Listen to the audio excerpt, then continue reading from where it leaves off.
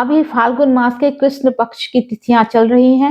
आने वाले रविवार को चतुर्दशी तिथि है और महाशिवरात्रि है। वर्ष में एक बार महाशिवरात्रि आती है, तो उस दिन कैसे पूजा करनी चाहिए, पूजा की विधि विधान, पूजा अर्चना करने का कौन कौन से मंत्र हैं, श्लोक हैं, ये सब, कौन सा पुष्प चढ़ाने से आपको कौन सी मनोकामना की पूर्ति होगी, ये सब चीजें बताऊंगी। तो वीडियो में लास्ट तक बने रहिएगा। लास्ट में एक स्पेशल रेमेडी बताऊंगी, अचूक उपाय बताऊंगी जो विवाह के लिए जिन जो अविवाहित हैं उनके विवाह करने के लिए बहुत ही अचूक उपाय है। उनके रिश्ते आने आरंभ हो जाएंगे। तो मैं हूं एस्ट्रो वास्तु कंसल्टेंट कंचना झा और स्वागत करती हूं आप सबका अपने YouTube channel astro and vastu पे। सबसे पहले देखते हैं कि साधारण पूजा कैसे करनी चाहिए। सुबह स्नान कर लीजिए, अगर संभव हो तो श्वेत वस्त्र पहनिए और साथ ही आप अगर मंदिर जाते हैं तो मंदिर के लिए आप सारा सामान एक जगह एकत्रित कर लीजिए, या घर में करते हैं तो घर में कीजिए। उसके लिए आपको गंगा जल, श्वेत चंदन, भस्म, रोली, मौली और भांग, धतूरा, बेलपत्र, बेल का वो फल और भी तरह तरह के फल, कम से कम 5 प्रकार के फल चढ़ाइए, भस्म चढ़ाइए, जौ, तिल, जनेऊ, भांग, सब कुछ, ठीक है। इतने चीज जमा कर इकट्ठा कर लीजिए और फिर सबसे पहले मंदिर अगर जाते हैं तो वहां सबसे पहले गंगा जल से शिवलिंग को स्नान कराइए। उसके बाद श्वेत चंदन से ओम लिखिए, चंदन लगाइए उनको, और फिर आप पुष्प चढ़ाइए, भांग, धतूरा, बेलपत्र आप 108 चढ़ा सकते हैं तो 108 चढ़ाइए, नहीं तो 11, 21, 51 जो भी हो वो चढ़ा लीजिए। और कनेर के फूल अगर संभव हो तो चढ़ाइए, धतूरे का फूल चढ़ाइए। और उसके बाद भस्म से पूरे शिवलिंग पर भस्म लगाइए, भस्म का लेपन करना चाहिए।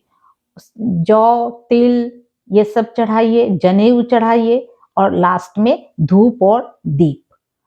उसके बाद अगर माता पार्वती की पूजा कीजिए, सिंदूर लगाइए, रोली लगाइए, पुष्प चढ़ाइए, चुन्नी चढ़ाइए और जो मौली होती है उससे शिवलिंग और पार्वती जी को बांध दीजिए, सुखी विवाहित जीवन के लिए, लंबे जीवन के लिए, विवाहित जीवन लंबा हो उसके लिए।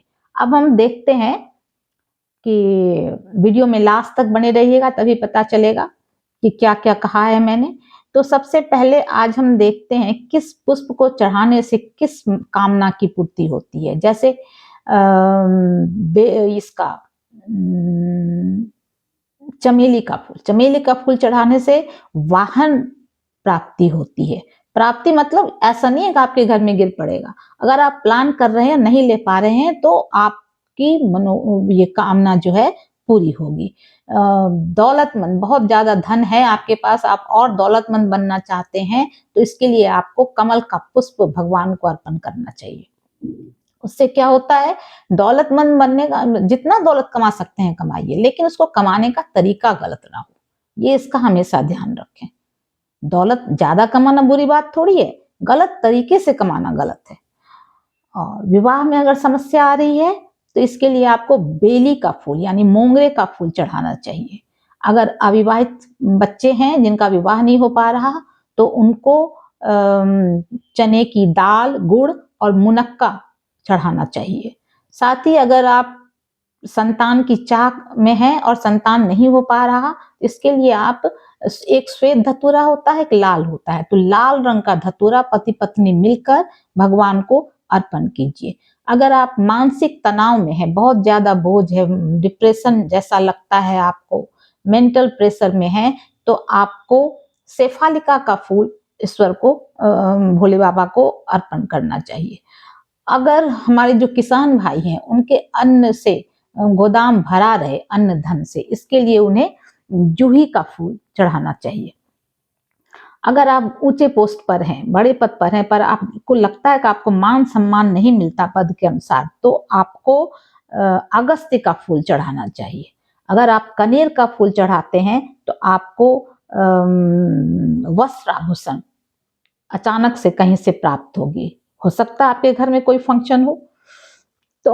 और अगर लंबी आयु दीर्घायु होना चाहते हैं, स्वस्थ रहना चाहते हैं, रोग मुक्त रहना चाहते हैं, तो शिव जी को उस दिन आपको दुर्वा चढ़ाना चाहिए। दुर्वा एक दो भी लम कहीं लगाते हैं तो पूरा बिछ जाता है, इसका मतलब वो दीर्घायु है, फैलता है।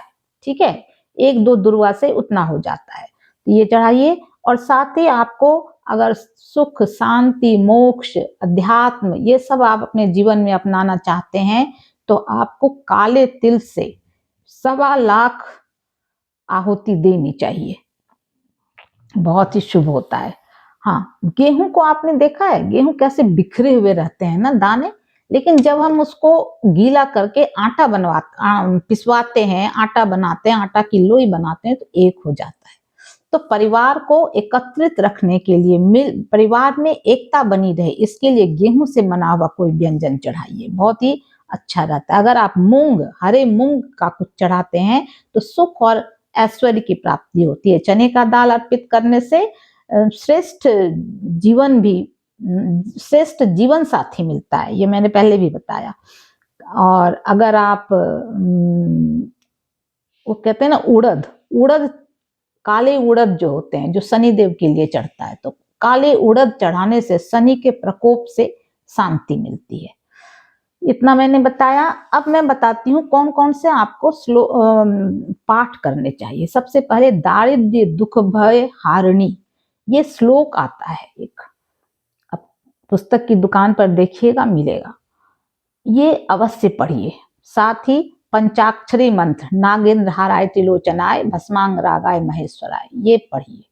साथ ही रुद्राष्टक यानी नमामि शमिशान निर्वाण रूपम विभुम व्यापकम ब्रह्म वेदस्य रूपम इदम निर्गुणम निर्विकल्पम निरेहम चिदाकाशम आकाशवासम भजेहम, ये अवश्य पढ़िए। आपको वो पढ़ना चाहिए शिव तांडव श्लोक जटाटवी गलत जल प्रवाह पावित स्थले गले अवलम लंबिताम भुजंग तुंग मालिका, ये भी अवश्य पढ़िए। सदाशिव का जो एक भजन है वो भी अवश्य पढ़िए। तो एक बार इनको आप एक एक बार भी पढ़ सकते हैं, लेकिन जाप जब करिए तो ओम नमः शिवाय आप एक बार बैठकर तो करिए ही। अगर 1008 बार कर सकते हैं तो बहुत अच्छा, नहीं तो 108 कीजिए। वो भी नहीं कर सकते तो मन ही मन में जाप करते रहे।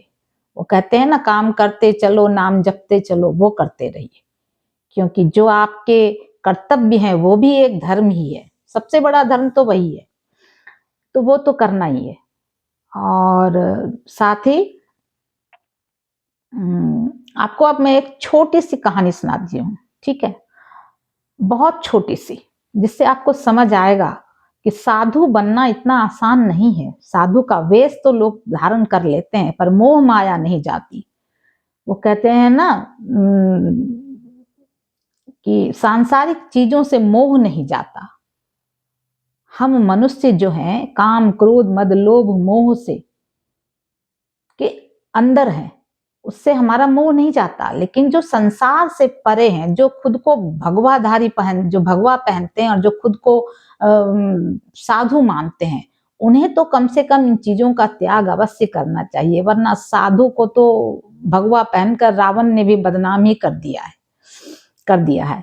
तो अब कम से कम लोगों को कुछ तो समझ आनी चाहिए। एक साधु था, उसे बड़ी प्यास आई। छोटी सी कहानी बताती हूँ। उसे प्यास लगी थी तो वो गांव में घूम रहा था, गांव में ही किसी में घूम रहा था। तो वहां पर वो एक कुएं के पास गया, उसने अपनी प्यास बुझाई और वहीं रखे एक पत्थर को तकिया मानकर उस पर सिर रखकर सो गया। तो वहां पर कुछ पनियारी ने पानी भरने को आई तो एक ने कहा, देखो साधु का वेश तो ले लिया पर मोह नहीं गया, पत्थर को ही तकिया मानकर सो रहा है, तकिया के बिना सो नहीं पा रहा। तो साधु ने खीज से उस पत्थर को फेंक दिया। तो दूसरी पनिहारिन ने कहा, वाह साधु तो बन गया लेकिन खीज नहीं गई, रोष नहीं गया, पत्थर फेंक दिया मेरे कहने पर। अब साधु बड़ा मुश्किल में पड़ गया, किसकी बात सुनूं मैं।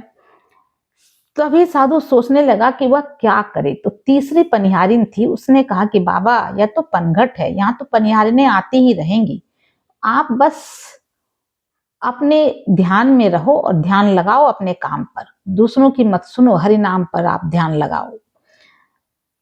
कुछ सोच ही रहा, क्योंकि दूसरों की बातों से अगर स्वयं को हर समय परिवर्तित करते रहोगे तो साधना कब करोगे। तभी चौथी पनिहारिन ने कहा, बड़ी अद्भुत बात कही उसने। उसने कहा, साधु महाराज क्षमा करना, लेकिन ऐसा लगता है तुमने सब कुछ तो छोड़ दिया पर चित्त नहीं छोड़ा। अपने चित्त पर सबसे पहले नियंत्रण रखना सीखें आप, क्योंकि अगर आपने जहां से चले थे वहीं पर हैं आप, चित्त नहीं छोड़ा तो कुछ भी नहीं छोड़ा, है ना। तो अगर आप चित्त को छोड़ना बन, अगर आपको, तो लोग तो तरह तरह की बातें कहते ही हैं। अगर आप लोगों की बातों पर जाओगे, ऊपर देखोगे तो लोग कहेंगे अभिमानी हो गए, नीचे देखोगे तो कहेंगे देखो दूसरों को देखता ही नहीं। अगर आंखें बंद कर ली तो कहेंगे देखो ध्यान का नाटक कर रहा है, और अगर उनके कहने पर आंखें फोड़ ली तो कहेंगे किए का फल तो मिलता ही मिलता है। इसलिए किसी की बात पर ना जाए साधु महाराज, अपना आप काम करें। जो ईश्वर को मनाना आसान है, गृहस्थ जीवन में बहुत कठिन है। साधु बनना तो आसान है, गृहस्थ जीवन कठिन है। लेकिन साधु कहते हैं कि गृहस्थ जीवन आसान है, साधु बनना मुश्किल है। सबके अपने अपने विचार हैं। अब सबसे लास्ट में अविवाहितों के लिए स्पेशल रेमेडी। महाशिवरात्रि के दिन आपको क्या करना है, आप उनकी माता पिता भाई बहन बड़े जो भी हैं, छोटे भाई बहन के लिए कर सकते हैं। अपना रक्त का संबंध हो, 2 हल्दी की गांठ ले लें, 2 पूरी पूरी होनी चाहिए, टूटी हुई नहीं।